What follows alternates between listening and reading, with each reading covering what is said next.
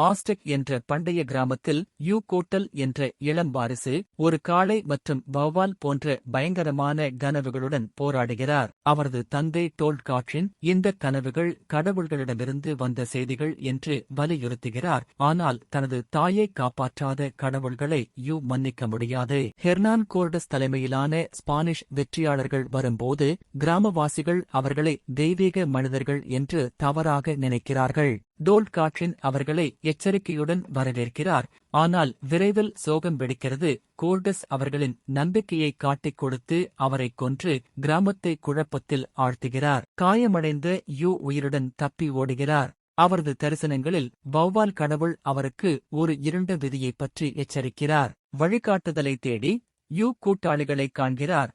அகட்சன் ஒரு புத்திசாலித்தனமான வழிகாட்டி மற்றும் மர்மமான பாந்தர் பெண் இடைவிடாத பயிற்சி மற்றும் திருடப்பட்ட ஆயுதங்கள் மூலம் யூ வௌவால் வேடத்தில் நிழலில் போர்வையில் ஒரு போர்வீரனாக மாறுகிறார். அவர் கோர்டஸின் படைகளுக்கு எதிராக துணிச்சலான தாக்குதல்களை தொடங்குகிறார். அவரது மக்களிடையே கிளர்ச்சியைத் தூண்டுகிறார். ஆனாலும் துரோகம் உள்ளிருந்து வருகிறது. பொய்யான கடவுள்களால் குருடாக்கப்பட்ட பிரதான பாதிரியார் படையெடுப்பாளர்களுடன் இணைகிறார். போர்கள் தீவிரமடையும் போது யூ தனது மிகப்பெரிய கண்டுபிடிப்பை வெளிப்படுத்துகிறார். ஒரு வௌவால் வடிவ கிளைடர் வெற்றியாளர்கள் மீது நெருப்பை பொழிகிறது. மக்கள் திரள்கிறார்கள். நம்பிக்கை எழுகிறது. ஆனால் கோர்டஸின் பீரங்கிகள் கர்ஜிக்கின்றன. அவர்களின் எதிர்ப்பை கிழித்து எரிகின்றன. யூ வௌவால் கடவுளிடம் பிரார்த்தனை செய்கிறார் மற்றும் மனித வரம்புகளுக்கு அப்பால் தள்ளுகிறார். இறுதி மோதலில் எதிரிகளை தோற்கடிக்கிறார். ஆனால் வெற்றி ஒரு விலையில் வருகிறது. யூ விழுகிறது. மறைந்து வரும் வால் நட்சத்திரத்தின் கீழ் இரத்தம் கசிகிறது. அல்லது அப்படித் தெரிகிறது. நாட்களுக்குப் பிறகு